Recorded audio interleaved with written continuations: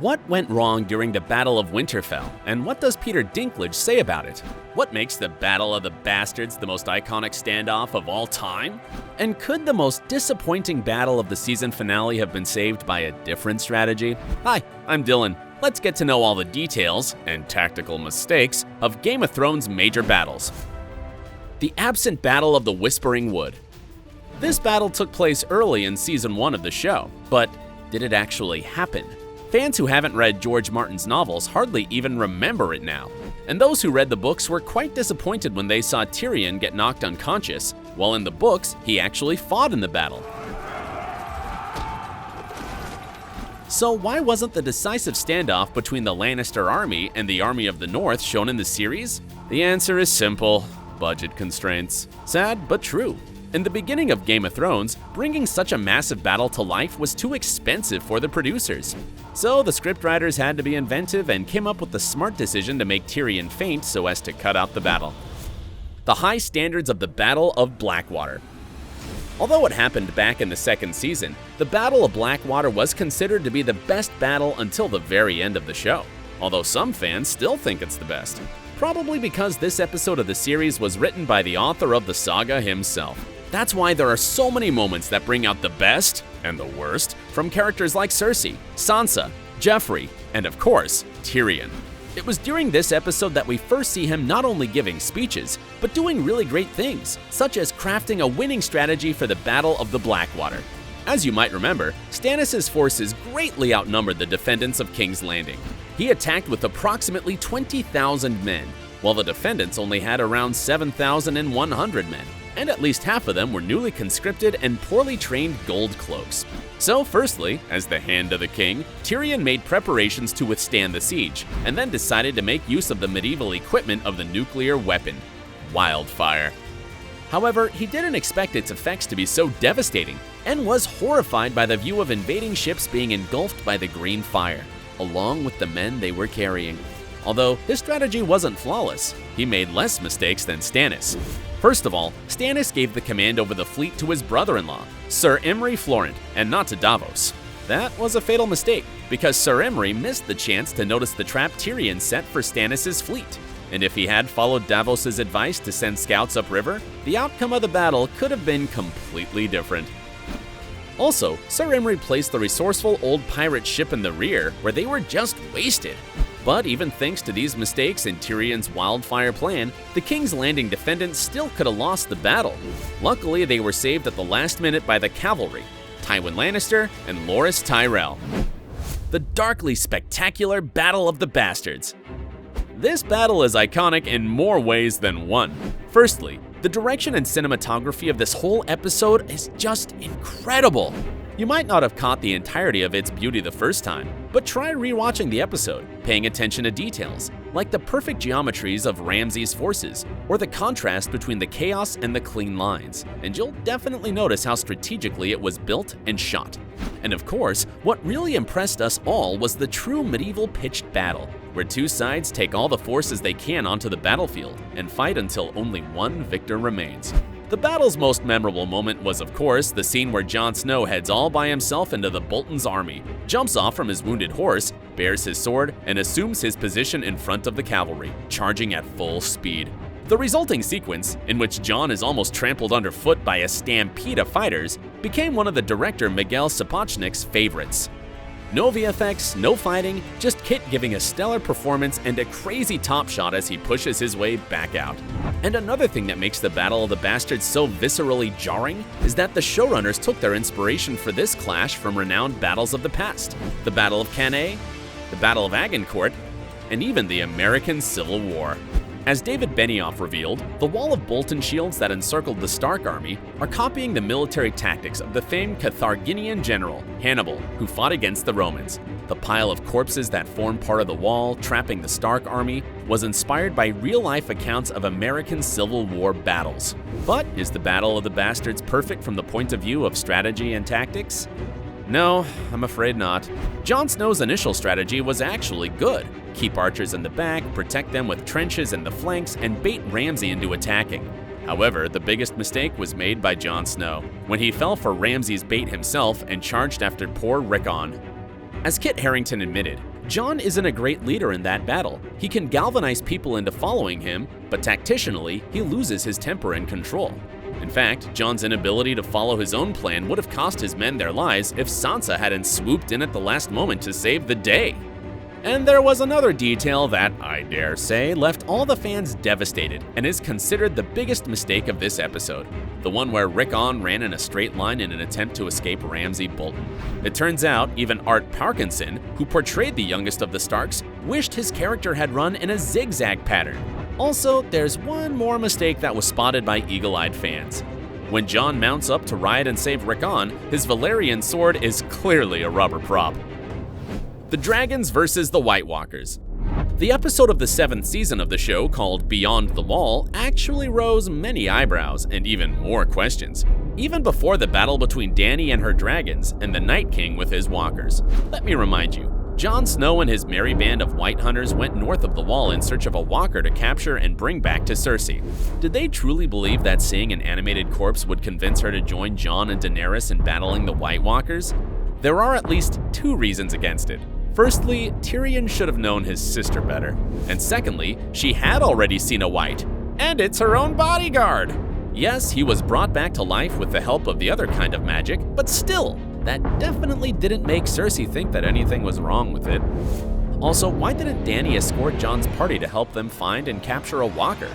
She could have scouted out from the air, and it would have been easier to also detect the horde of the walkers that they had to fight later in the season. We understand that all the events of this episode were meant to bring us to one point, when the reanimated dragon opens up his blue eye.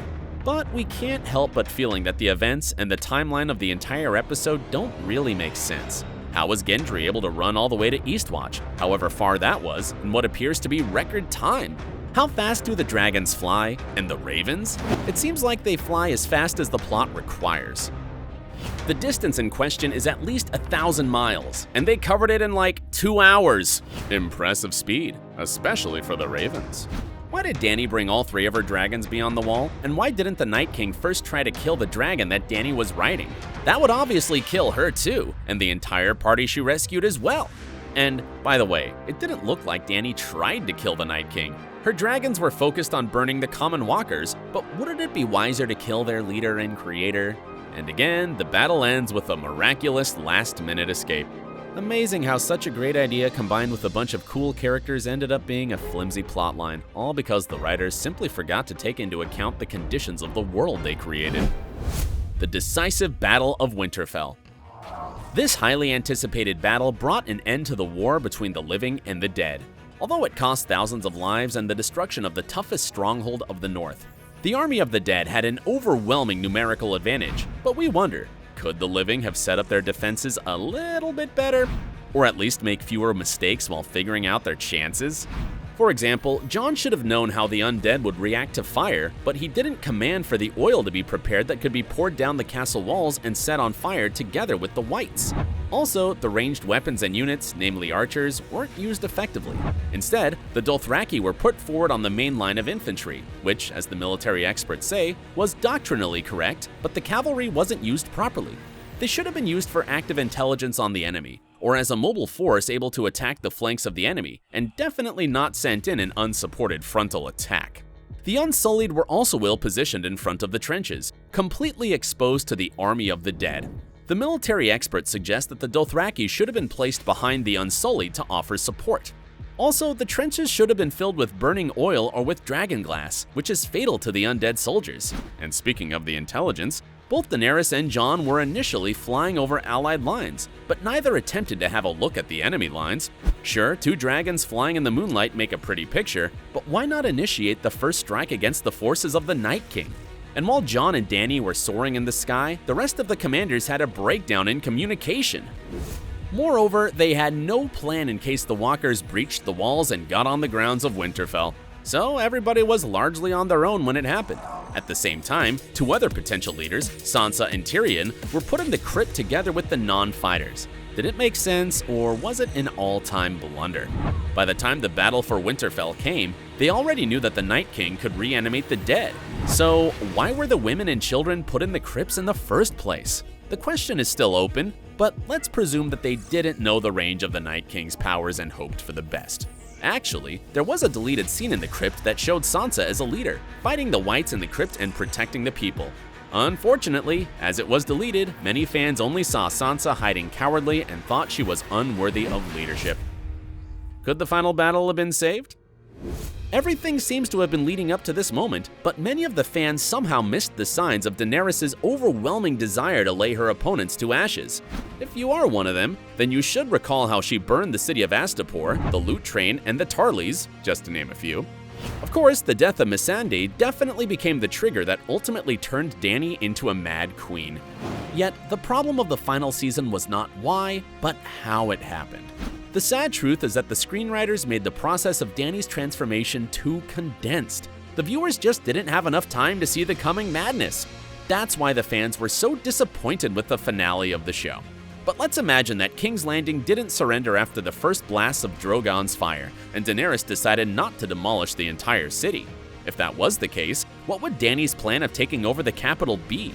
Was it a siege, or maybe agents working from the inside? They could have caused all sorts of chaos, opening the gates or attacking Cersei and other military leaders. Some of the characters, including Arya, have infiltrated the population. Some got into the city through a secret passage, but neither of those were actually incorporated into a military plan.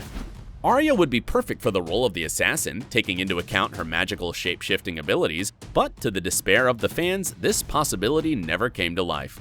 We suspected that King's Landing might be taken in a classic siege, but that also wasn't the case. Moreover, within only a few days, the besieging army was already planning the assault to breach the walls. However, no ladders or rams or siege towers were spotted. So we can assume that the master plan hugely depended on the dragon fire from the very beginning. And it worked surprisingly well. The walls were set on fire and the bells began to ring, marking the Lannister army's surrender. However, that was the moment when things went beyond the plan. Dany snapped, and instead of showing mercy to the common people, she became the Mad Queen and burnt the capital city to the ground. But could the battle have ended differently? We think so. For example, Daenerys could have channeled all her rage on Cersei alone, and in the process of burning down the Red Keep, the dragon blasts would accidentally set off the rest of the wildfire, and the city would be demolished. That would be a dramatic ending, as Dany would have to face the consequences of her actions and still become the Mad Queen, but because of totally different reasons than her ancestor. We also imagined one more way in which the fall of King's Landing would be more realistic, and perhaps would satisfy the fans. In this scenario, we wouldn't know whether Dany turned mad or not, because the minute before she made up her mind, somebody with the help of the large crossbows, so-called scorpions, would kill Dany in hopes of protecting the innocent citizens. Why couldn't it be Jaime, for instance? He had already found his way to enter the city. As a warrior, he'd know how to use the scorpions and had every reason to make such a decisive move.